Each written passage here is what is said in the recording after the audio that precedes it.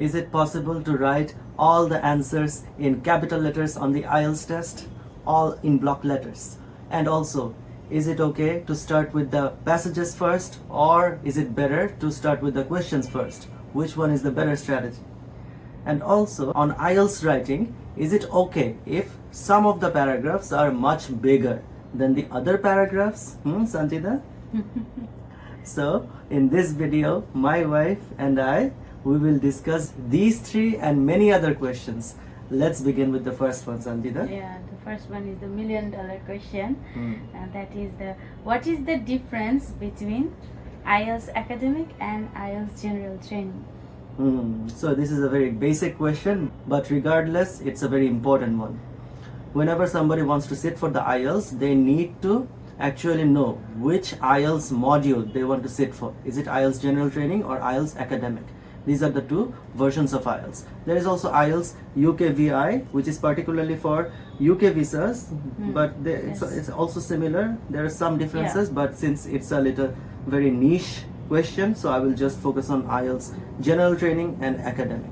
IELTS general training, that module is for people who want to immigrate, who want to go abroad and work there. So it's for immigration purposes.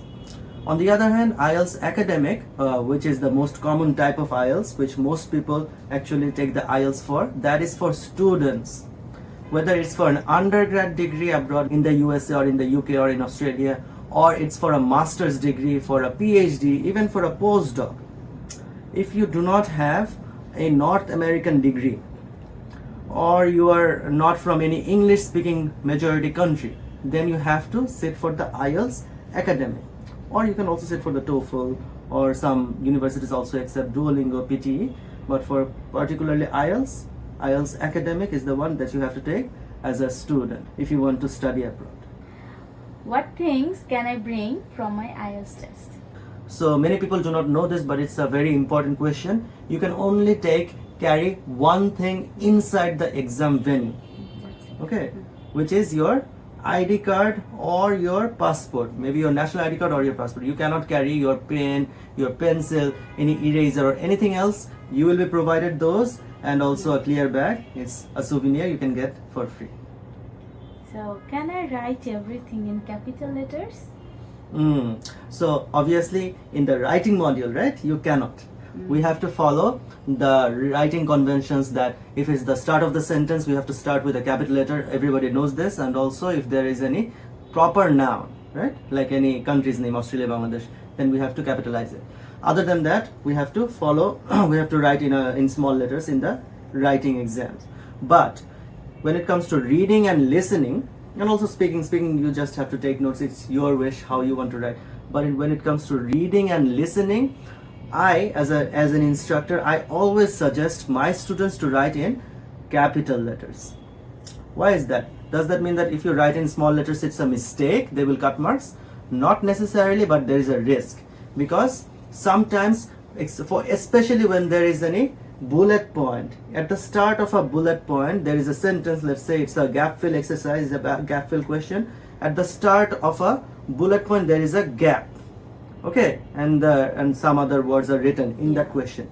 So should you start that word, let's say the word is hospital, should you start that word with a capital H or a small letter H? So you are saying that if it's the gap is in the middle of the sentence, we should not start the word with a capital letter. If you are following spelling conventions, if you're trying to make it proper, quote unquote proper, then yes, of course it should be in small letters. But if it's at the beginning of a sentence, then common sense dictates, common sense tells you that you should start with a capital letter. But if I write everything in capital letter, then it doesn't matter. You don't have to think about it.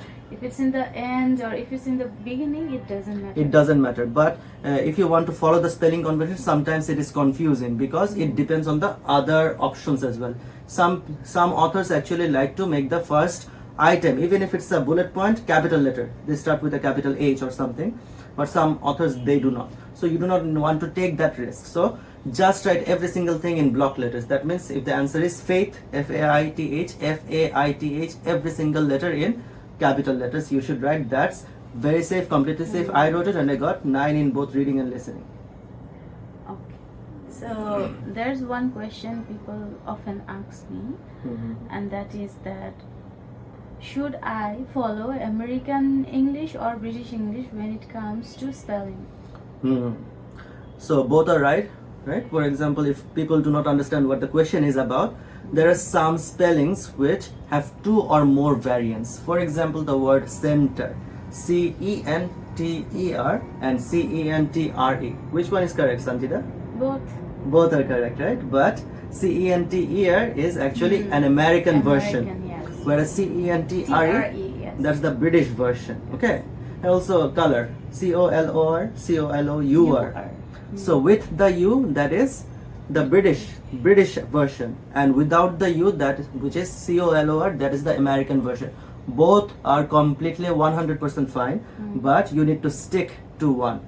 If you write, for example, C-O-L-O-R, which is the American version, but you are writing C-E-N-T-R-E, that is the British version. So you are actually mixing up these spelling conventions. In that case, there may be, the examiner may actually penalize you. So do not do that, do not take that risk. Okay. Is highlighting important for a listening and reading test? So by highlighting you mean underlining if it's a paper-based test, Yeah. and if it's a computer-based test, there is an option to highlight some parts of the sentences, some parts of the lines. Yes, I think it's a very, very, very good strategy. I would say it's not completely necessary. For example, I can go through the tests without highlighting. Many other IELTS experts, they do not need to highlight, but yes, it is very important. It's a very good strategy. Why? Sanjita, would you like to answer this? Why is it important? It's important because when you're highlighting them, the important words, then you have, when you are skimming, you are just highlighting, and the next time when you are going through the passage, the main thing you already highlighted, and your eyes will go to that point, to that highlight, so you don't need to read again. Yes. It will be there, and you don't need to will be search. visible. Yeah, and you don't need to spend more time. And Let's time say is time is of the essence. That's the phrase. So let's say there are 700 to 800 words in a passage, and you highlight, let's say, highest 100 words, not even that much, right? Maybe 20-30 words. So if you have to read both 700 or 800 words, so much. But if there are 20 to 30 words, not even that, maybe you will highlight even less, right? So it's we very, don't even very, very highlight visible. 20 or 30. We highlight Maybe more. 10. Yeah, 10. So it's very, very important. Sometimes we'll do highlight some lines, but whatever. Lines. You get the point, I think. Because when I highlight lines, that is for the scientists. Oh, yeah. When the scientist says something, that time I highlight or experts, that. scientists or experts or researchers. Or like some, in London, this happened, event or something. Those things are very important. That time I highlight them. Right. That's a good point. Okay. So on the IELTS reading test, should I go through the passage first or the question first? This is an age-old question, right? Yeah. I don't think that we can actually suggest only one answer for this, because it depends on the individual's actually preference. We are ELT students, right? Because we know that there is no actually best method. Rather, we should find the method that works best for the particular individual. So my suggestion is that you can take a little bit of a look into the questions. You don't have to obviously read them word by word and try to memorize them when you go to the question, to go to the passage. Just take a quick look, maybe for 20 to 30 seconds. And my students, they know. I always teach them in listening and also in reading to go through the whole question paper from start to end within the first minute of you getting the question script. So that means that whenever you first get the question in front of you, you just take a quick look of everything. So you will have a little bit of an idea of the type of question that came. Because why it's important? Because there are different strategies for different types of questions. Many people also don't know this. If it's a heading match or an information match question, then you should approach the reading passage differently than if it's a fill in the blanks question or a true false not given question. That's why it's at least a little bit helpful to take a quick look at the questions, but you do not actually have to go question then answer. You don't have to do that, but just take a quick look at the question, then go to the passages. So Nyan, is paraphrasing the question important for IELTS writing and speaking? That's actually a very good question. I think that's my favorite question out of the Me too. out of all of them. Yeah, my students also ask this. Yeah. So actually, I will let you answer the speaking part. Let me answer the writing part. Okay. It's very, very, very important for lexical resource. You know the 4 marking criteria. What are they? Task achievement or task response, and then grammatical range and accuracy and range. Then there is lexical resource. Yes. Then there is also coherence and cohesion. So one of the 4 marking criteria or one of the 4 rubric elements is lexical resource, which is basically a fancy way of saying vocabulary. You have to show off your vocabulary. Does that mean writing in fancy words or language? No. It doesn't necessarily mean that. Rather, you should write according to the topic. And I would say the easiest way to get marks in lexical resource is to paraphrase the question in the very first sentence of your writing task 1 and also 2. Both in writing task 1 and 2, you have to give a background information statement, right? So that is actually written in the question, the first sentence of the questions, both in writing task 1 and in writing task 2, that they basically give some background information. You can paraphrase that in 1 or 2 sentences, usually 1, but if you cannot, you can also divide it into 2 sentences.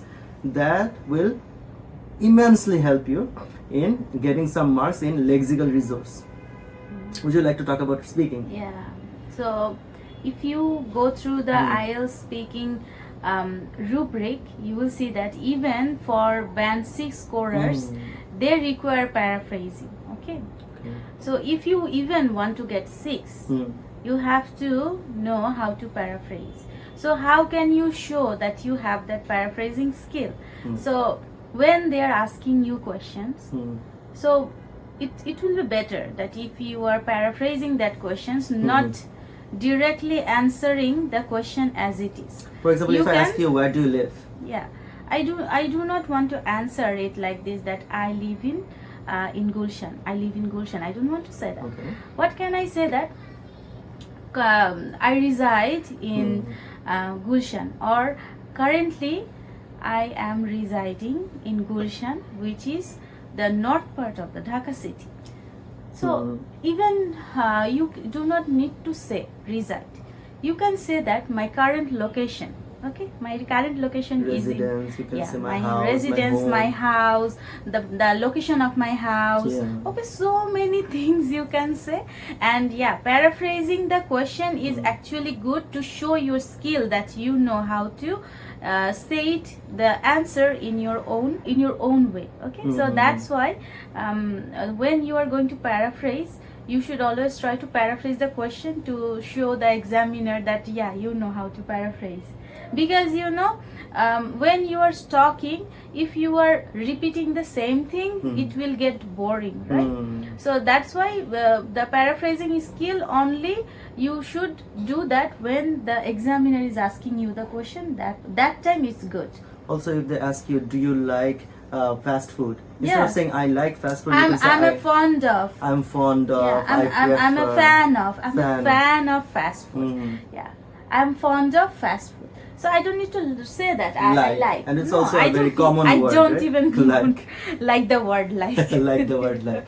Great. So, okay, let's move on to the next question. So, what is the difference between false and not given?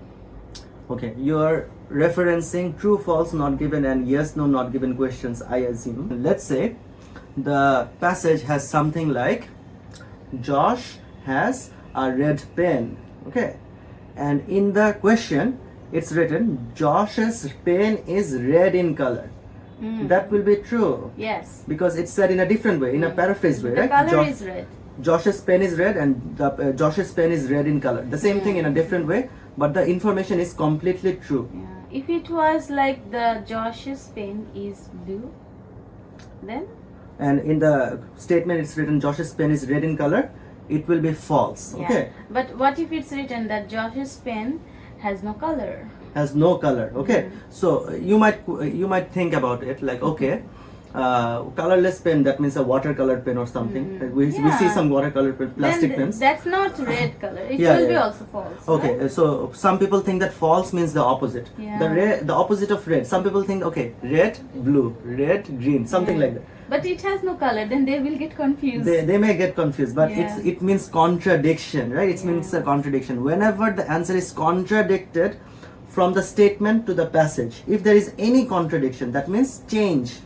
Something that is written about it, but it's not the same. That means a contradiction. So it may not be the opposite. The opposite of red is not colorless. But still, it's the colors information is written and it's not red. So it contradicts. That also will mean that it will be false or no. But yeah. Okay. I'm also curious. Yes. That's why I'm asking. So what if it's written that Josh didn't bring his pen? Okay, then it will be like Josh's pen is red in color. So we do not know what color pen Yeah. They he didn't has talk because he forgot his pen at home. He had to use another pen from his friend, let's Yeah. say. Okay, so he had to borrow a pen. Okay. Let's say that if it's written that Josh forgot his pen and he's using his friend's pen, which is blue. So what if the question is Josh's pen is red in color?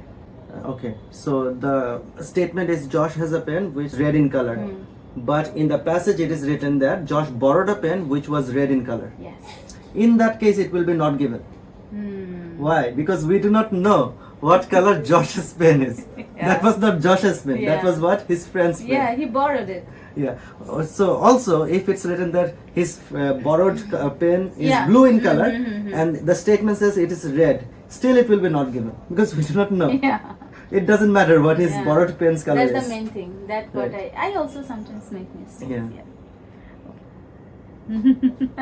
I like this one.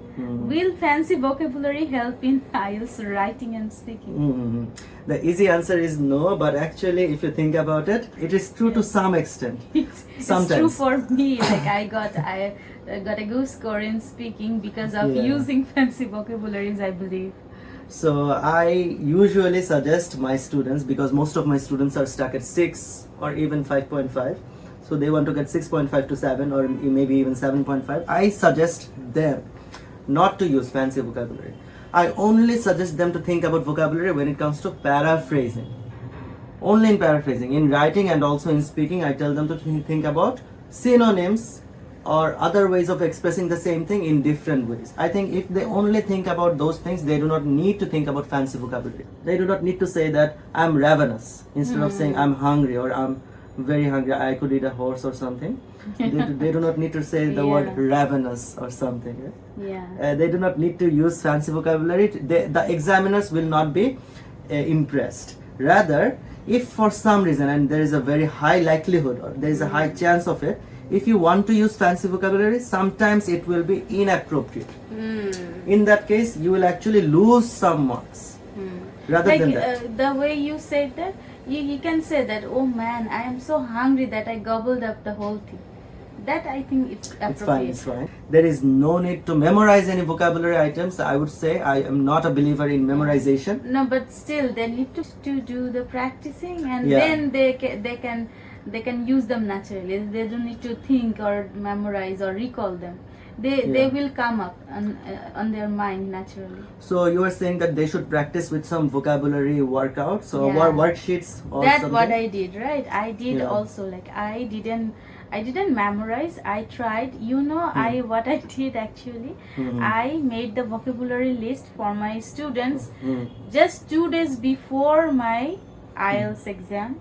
So since I made those prior my exam, so it helped me a lot. I didn't memorize them, so it was on my hand, and before my exam I just went through it. I just saw, and I know how to use them. That's the main thing. Since I'm a teacher, I know that when I should use it and where, and sometimes I actually do use them. So if I could add something, so you not memorized, but you not only studied those in isolation, you also studied them in sentences. That was the main thing. Yeah, that's what I If you want to memorize any vocabulary, guys, any of you watching here, if you want to memorize any vocabulary list, it will not help you. If you do, even if you want to, then I would suggest to add some sentences with the words. Then try to memorize if you want. And also you should not make the sentences with the thing that ChatGPT or Google is suggesting you. By yourself. You should make the sentence by yourself. Yeah. because if they are suggesting you and if you are writing it as it is, you will not memorize, you will not recall it actually. Not memorize. Maybe some of the people, they have a picture memory and they can recall, There's a but low chance. when you have to recall, when you try to recall, your fluency will be disrupted. That time you will hesitate, you will make those sounds and it will not look natural. So is it okay to use templates for IELTS writing and speaking?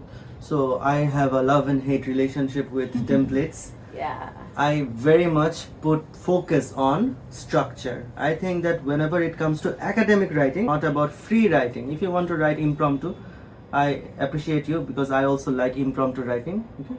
But when we're talking about IELTS academic, so we're all here for IELTS, I suggest following a structure. But what does a template mean, Sanjita? Does it mean like memorizing whole paragraphs and only No. substituting some words No. according to the topic? No, Are you no, talking no. about those templates? No. I'm not a fan of those. No. I'm not also. Like, Also in speaking, talk what about that. In yeah, speaking. we will talk about speaking. Like the template, that what I'm talking about, that you have to keep that outline in your mind, that Yeah, first yeah. there will be introduction, Yeah. and then the 3 body paragraph, and maybe there will be refutation, justification, and then conclusion, right? The third body paragraph can have that. So those things, Yeah, these are the templates, you know. Like a basic structure. Regarding speaking, Yeah. why I'm talking about speaking, because I conduct speaking classes, that's why. So regarding speaking, I even came across on Facebook that some speaking teacher, they are also suggesting that you should remember these, that, and you should follow these and that. No, I always Even some tell, big YouTube channels like 1 million plus subscribers, they also suggest. it's regrettable. Yeah, It's good that really, they're giving some suggestions, but people should not take it as memorization. Right? Yeah, so Okay. what you have to do is that you have to practice, and there's a lot of apps out there, so you can download them and you can practice with the people on the other side, and that will help. Okay, Or you can so, find a wife like her and can practice with your wife. so yeah, what you have to, jokes apart, so what you have to do is that, that is not the main answer of the question. So regarding templates, okay, so when there are some basic questions, right? So in part 1, they will obviously ask you about your name, about your hometown, about your work. Like if you are working, they will ask you regarding questions regarding work, and if you are students, they will ask you regarding your education. Okay, so those things you need to practice. Okay, yeah, I also did practice, right? You also, like when I asked you, you also like practiced, not memorized. We didn't memorize, we practiced. So what you have, you can do, you just think of some answers on your mind, prepare some answer on part your one. answers of part 1 on your mind, and whenever you are practicing with your friend, tell them to ask you those questions from part 1, and when they are going to ask you, just practice with them those things. But there should be no templates. And also I suggest my students to practice some phrases, like give your brain some time to process the answer. Do not jump to answer the question right away. When your examiner is asking you some questions, what you can do, you know, what did I do? I said that, that's a very thought-provoking question. I have to think a little bit. Oh yeah. Instead of saying oh. Yeah, and also you can think that, oh, I didn't think of this before. But still, if I have to answer, I will answer it, and then you can answer. And also there are some other fillers, like you can say that, wow, that's a very good question. But okay, not I didn't for every question, maybe once or twice, right? Throughout the whole test. Yeah, and also I suggest my students to keep this type of fillers for part 3, because they are asking you opinion-based questions. Abstract. Yeah, abstract and conceptual questions in part 3. So that's why you have to think. Your brain needs to process. Okay, your brain needs to process to answer, and you have to answer in a coherent and cohesive way. So that's why you should not jump into answer. You should not answer right away. You need to think and then answer. So yeah, that time you should use this, but not in part 1, because part 1 type of question is like regular mundane question, right? What do you do, like about your hometown or about your current place? Is it a very busy place? Like if they ask you what is your name, do not say thank you for asking about my name. I'm very grateful that you want to know my name. My name is Leon. You know, people do that. From our experience, people do that. And also in part 2 there is a template about what is that PPF model, right? Yeah, that's the template. Like in PPF model, what is PPF? PPF is present, past and future.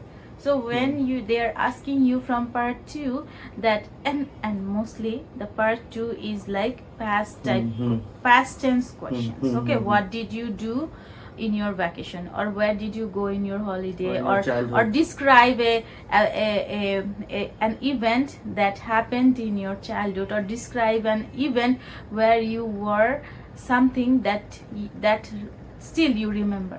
So this type of question that happened in the past, and so when you are going to answer, you have to answer in past tense, obviously. But what you can do, you can bring variations, because 2 minutes is a lot.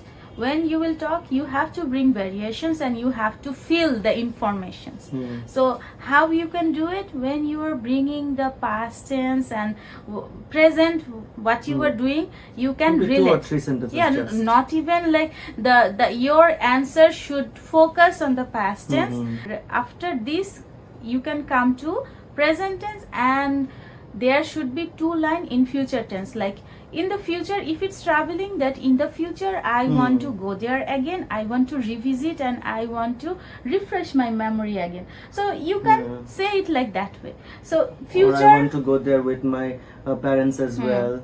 Like your wish. I want to show my sister that place that we went to. Some sentences like that. So yeah, whatever you want to do in future, just add 2-3, not even 2-3, just 2 lines. Just add 2 lines, and present, that at present whatever you are thinking, that still it's fresh in my mind. See, it's so sometimes I reminisce that, and I go through my gallery, and I go through the pictures, and still in the future I want to visit that place again. So yeah, you can connect your present and future like that. So that was a gold mine of advice from. Can I cross the word limit in writing part 1 and 2? Yes, actually you should cross the word limits. Okay, so in writing task 1, Cambridge suggests candidates to write at least 150 words. We all know this. And in writing task 2, Cambridge suggests the candidates to write at least 250 words. So if you write, let's say 140 or 130 in writing task 1 and 230 or 40 in writing task 2, some marks might be cut a little bit from task response and task achievement. So you have to at least meet the word limit. So can you cross the word limit? Like how much can you cross? Can you write 300 words in writing task 1, 500 words in writing task 2? Yes, you can, and many people actually write. I myself almost write 350 words in writing task 1 and 450 words or something in writing task 2 if I have time, or at least 400 words in writing task 2. Yeah. But let's say theoretically somebody can write 1000 words in writing task 1 and 2000 words in writing task 2. Let's say, okay, even if it's relevant and even if everything is fine. So is that okay? Can you cross that much of the word limit? Yes, you can. There is no problem. But the problem is not about whether it's possible or not. The problem is that most students cannot write so long answers within the time limit. Even I cannot write and so much. They should also revise. Revision is the main. Revision. If you are making so many mistakes, your mark will cut. Your mark will decrease, guys. So you should revise. It's from my experience. I can write very good. I have that confidence that I can write very good. Yeah, but because of my revision, because I didn't have time, I couldn't revise. That's why I got less mark in writing. So yeah, you should revise. You got 1 band less in your second attempt Yeah. just because of not revising. Yeah. So it's definitely very important not just to write as much as you want, because that will not give you any extra marks. Okay, if you can write 200 for writing task 1 and let's say 300, it's enough for task achievement and task response. Do not go beyond that. I suggest you not to go beyond that, but if you can, if everything is fine, if you're a fast writer or a typist, if you can, go for it. It's fine. It's completely fine. Okay. So on the IELTS writing test, do my body paragraph have to be similar length? Okay, so you are talking about writing tasks 1 and 2 both. So in writing task 1, we usually write 1 or 2 body paragraphs. Some people also write 3 body paragraphs. First there is the overview, the background information, then the overview, then 1 or 2 body paragraphs. Usually people finish within 4. Some people also write more body paragraphs, but let's say the standard is 2 body paragraphs. If the first body paragraph in writing task 1 has, let's say, 50 words, and the second body paragraph has 80 words or 90 words, is that a problem? There is no problem. Why is that? Because it is not an essay, it is a report, and it's very logical that one observation that you have, it is not that lengthy, and another observation it requires a lot of writing to actually summarize the whole piece of information. So in writing task 1, your body paragraphs can be of highly different lengths, but in writing task 2, if your first body paragraph has, let's say, 80 words and your second body paragraph has 150 words, that's a problem. Okay, because it's not academic. In academic writing, you should divide your writing into logical, coherent and cohesive ways. So that also means the length. So your length should be relatively similar. It doesn't have to be 80-80. It doesn't have to be 80-90 even. One can be 80 words, another can be 100 words. It's also fine, but not the double or something. So will I lose my mark for accent? There is a difference between accent and pronunciation. Most people that I know, they do not know about this difference. The difference is that accent is related to your ethnicity or your geographical part of the world that you belong to. Let's say we are Bangladeshis. We have a little bit of a Bangladeshi English accent, but many other people have thicker Bangladeshi English accents. Will that be a problem? If people say, let's say a Bangladeshi English speaker says, juice, okay, instead of juice, some people, especially those who are not educated or maybe who are educated in rural areas, I'm not generalizing, but some people are like that, they say juice. It is not understandable. Many people cannot understand, especially a foreigner cannot understand that juice means juice, or let's say Jew means zoo. They may not understand that, so that will be a problem. Okay, in that case. So there is another problem regarding pronunciation and accent, which is the intonation.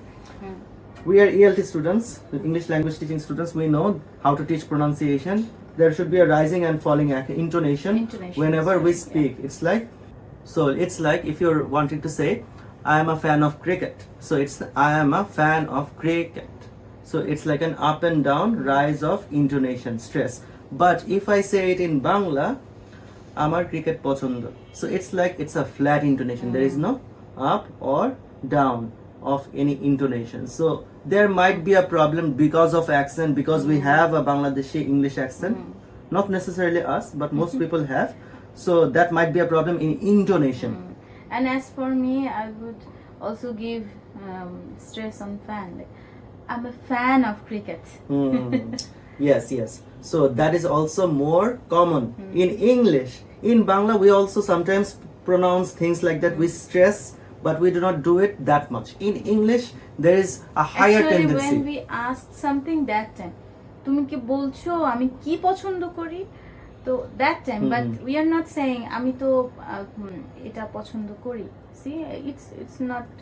When you are answering that time, we are not giving any stress. But when you are asking that time, you are giving stress. But also, if we compare English and Bangla, English speakers tend to give stress more than Bangla speakers. Okay, it's like a comparison of their accents. It's like that people always say that Bangla is a flat language. Is a flat language. It doesn't mean that Bangla is not a good language. Obviously, there is also a research study saying that Bangla is the sweetest language. Okay, so I'm not saying it's a bad language, but just regarding pronunciation and intonation, that also matters a little bit. But for you guys, maybe you guys are a little bit afraid of what we're saying. Don't think about it that much. It doesn't matter to that extent. You can still get a 7 even in speaking without thinking of intonation that much. A little bit, you just think about it. Okay, so how long should my answer be in IELTS speaking? Oh, would you like to answer this question? Yeah, I want to answer it very short. Like in part 1, you don't need to answer very lengthy, because in part 1 it's very short type of question. If they are asking where do you live, how can you answer more? You can just say that you are living in Gulshan. It's the north side of the Dhaka city, and there's a very beautiful lake beside your house. That's it. When you are answering in 3 sentences, the examiner will move on to the next question. And if they ask about your name, only 1 sentence. And when he is asking you questions, you have to stop right away and listen, because if you are speaking, then you will not listen. So that time you have to stop and listen whatever he is asking. So it's very important that you are listening.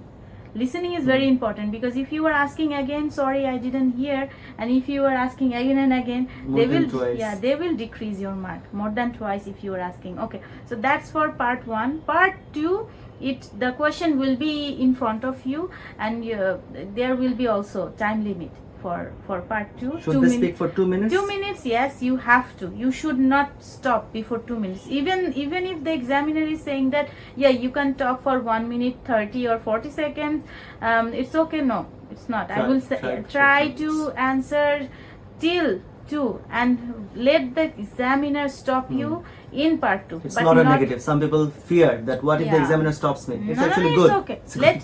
Let the examiner stop you.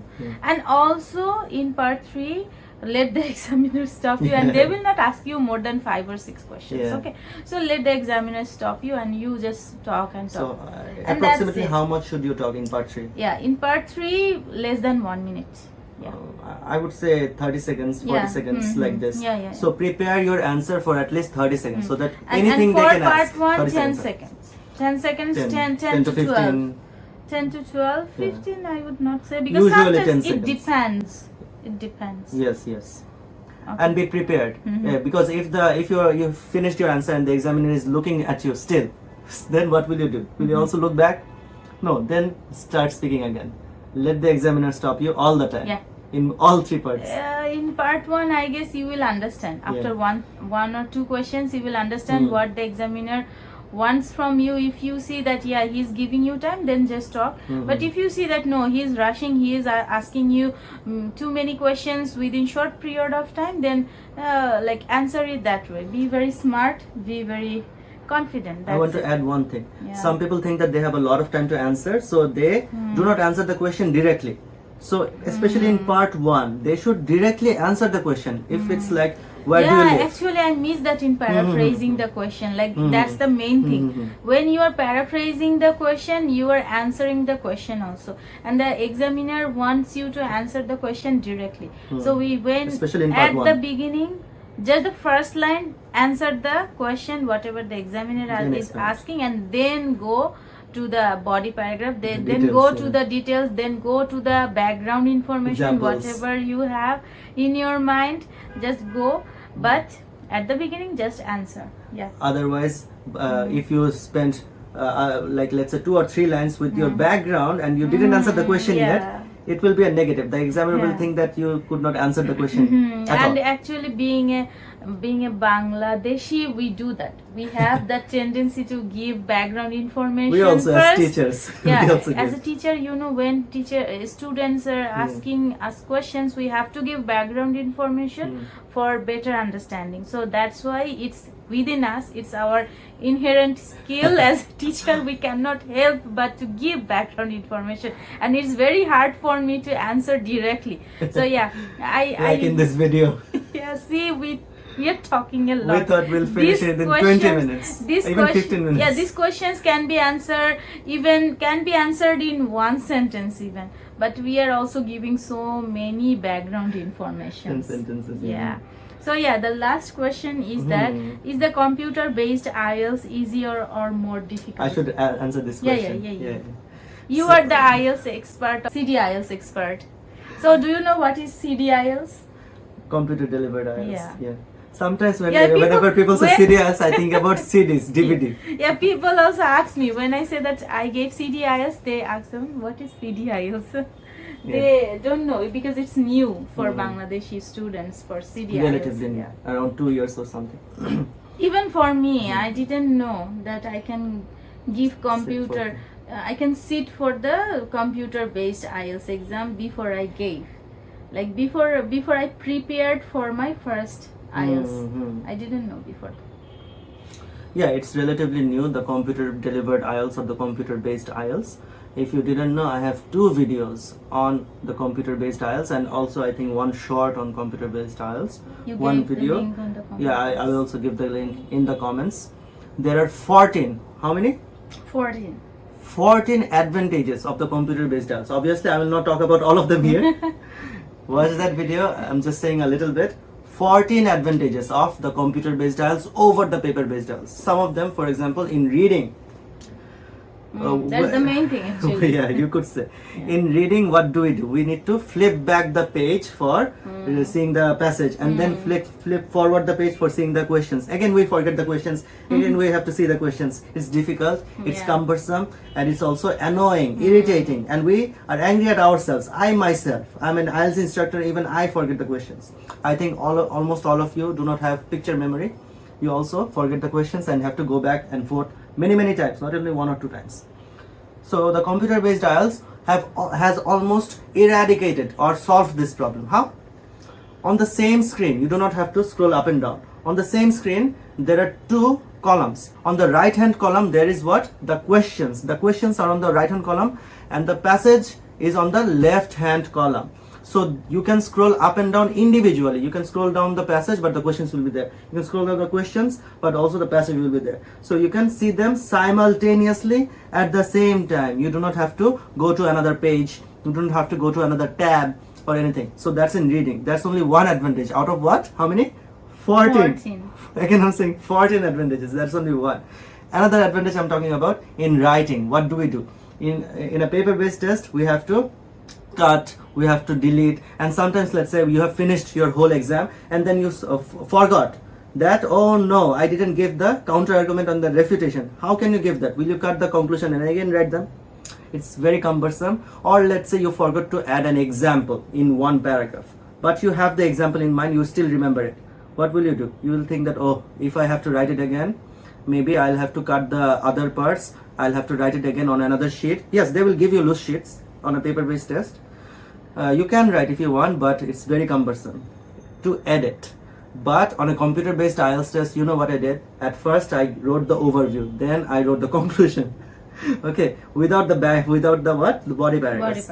But I know what I will write in the body paragraphs because I already wrote the overview, which means the introductory paragraph, which means the thesis statement, right? So according to the thesis statement, I just wrote the bullet points of the body paragraphs and then later on, I just filled in the body paragraphs on my IELTS writing test. It wasn't a perfect test, but I still got an 8 in IELTS writing, which is a very good score. I think in Bangladesh is the highest score in writing.